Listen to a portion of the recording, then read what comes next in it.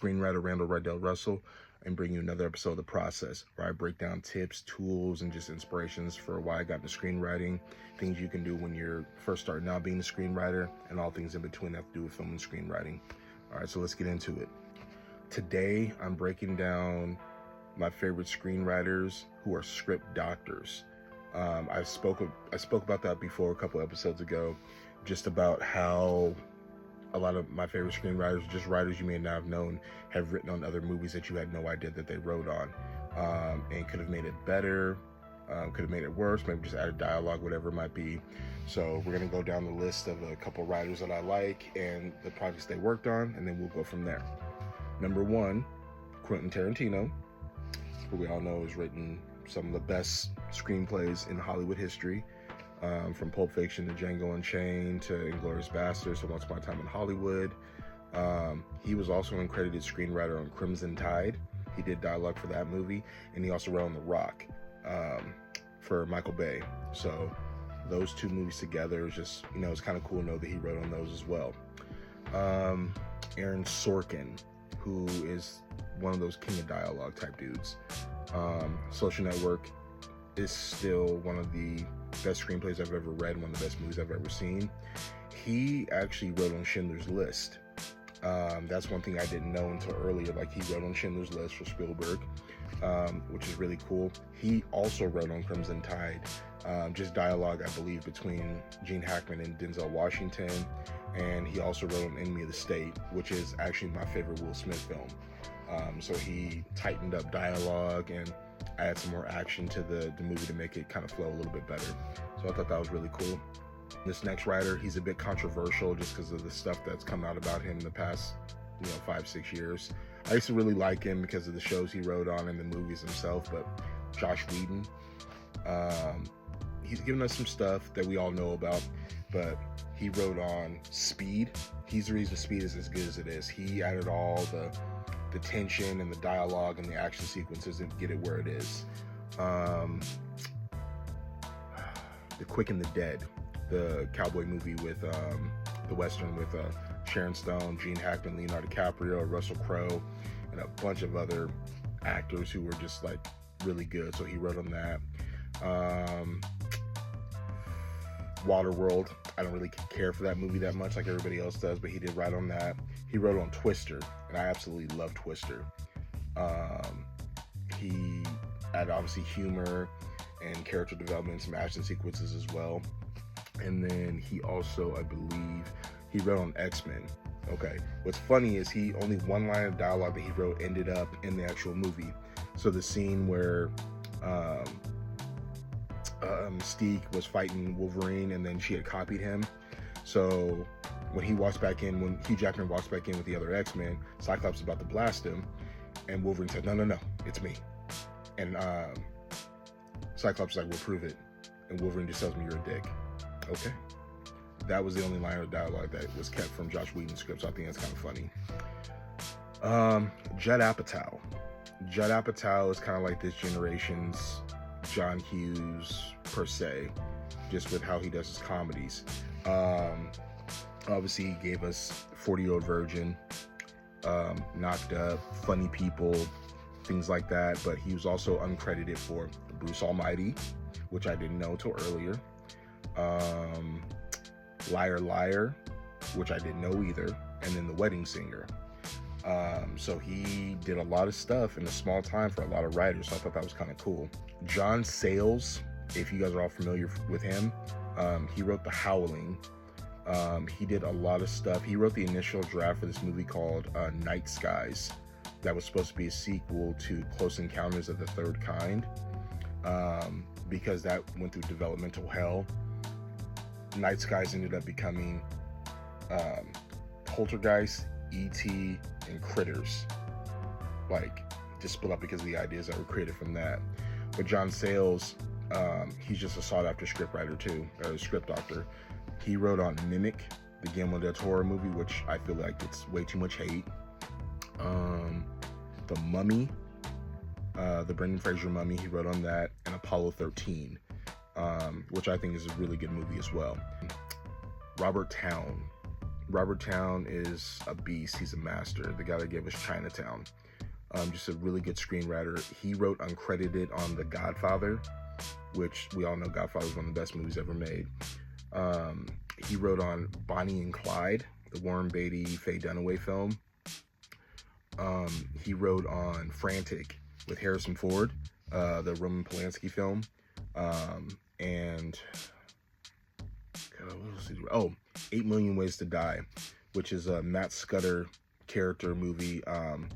Jeff Bridges played the part in the movie. That character will pop up again in the Liam Neeson movie A Walk Amongst the Tombstones. Robert Towne is sought after, rest in peace. He passed a couple years ago, or this year, I believe. But he's one of the greats. He was honestly one of the greats. Donald Glover, believe it or not, my man Childish Gambino, who created Atlanta, Mr. and Mrs. Smith, and that show Swarm.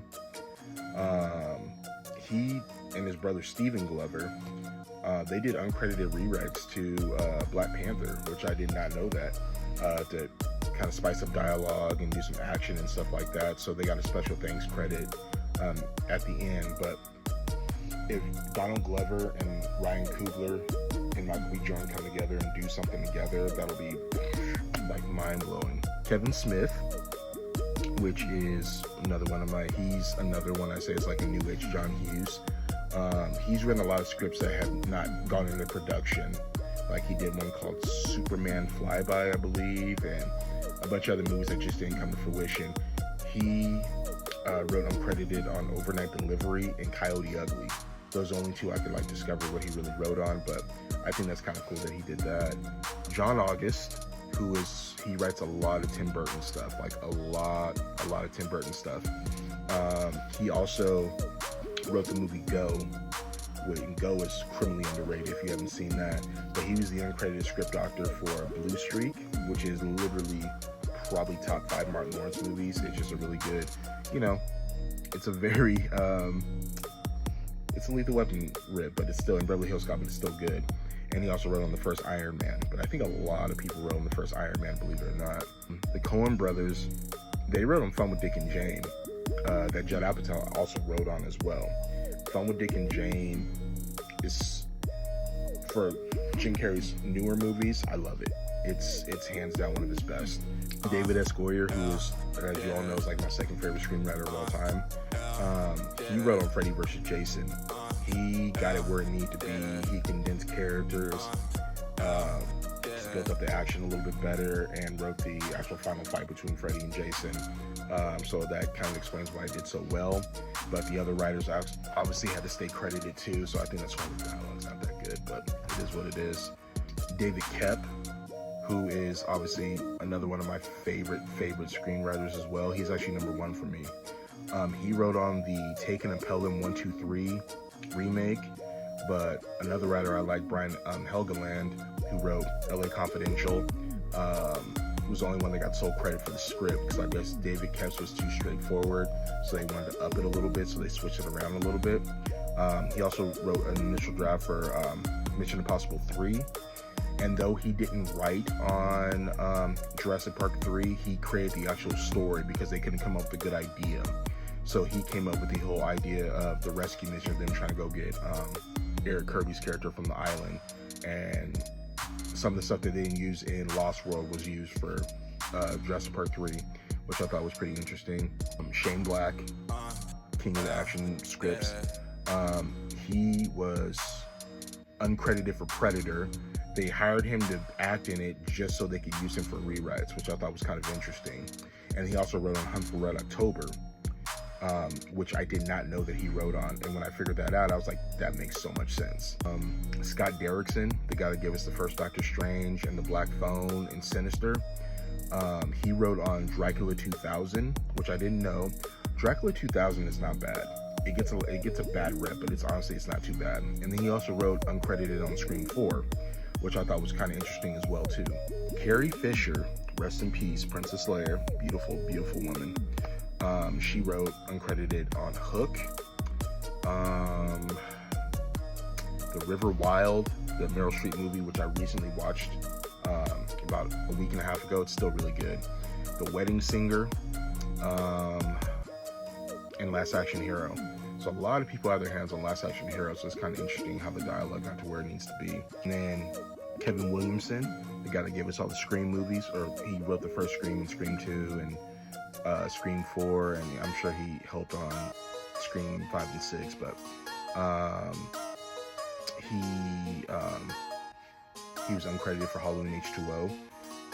It was always his dream to write a Halloween movie. I mean, Halloween is what pushed him to be a screenwriter, so him writing Scream was his dream. Like, I got to write a Halloween movie, but then he was asked, like, hey, will you write Halloween H2O, rewrite the script that we have?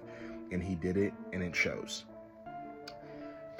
He also wrote the initial story for Scream 3, but they didn't use it because he was busy doing Teaching Mrs. Tingle and a TV show he was working on. So they used his story, but they didn't, he wasn't credited for it. So yeah, I think he just got a producer credit for it. But the whole, it taking place in Hollywood, that was his idea. But Aaron Kruger, the guy that came in to pretty much rewrite his draft or write a new draft, took that idea and kind of did his own thing. But that concludes tonight's episode. Kind of want to keep this one kind of quick and a little bit brief, but I always appreciate you guys coming in, tuning in, and getting all this information you may have known, may have not have known, but I just love sharing it. And again, I just appreciate you guys sending it, sharing it, spreading it, whatever you got to do. And